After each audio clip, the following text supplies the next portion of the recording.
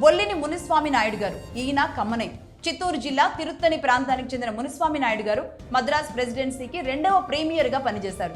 అంటే ప్రధానిగా పనిచేశారు. జస్టిస్ పార్టీ నుంచి మొదటి ప్రీమియర్గా కూర్మా వెంకటరెడ్డి నాయుడు గారు పనిచేశారు అని చెప్పాను కదా. అలాగే ఈయన 2వసారి ప్రీమియర్గా పనిచేశారు. కమ్మ సామాజిక వర్గం నుంచి మునిస్వామి నాయుడు గారు పనిచేయడం జరిగింది.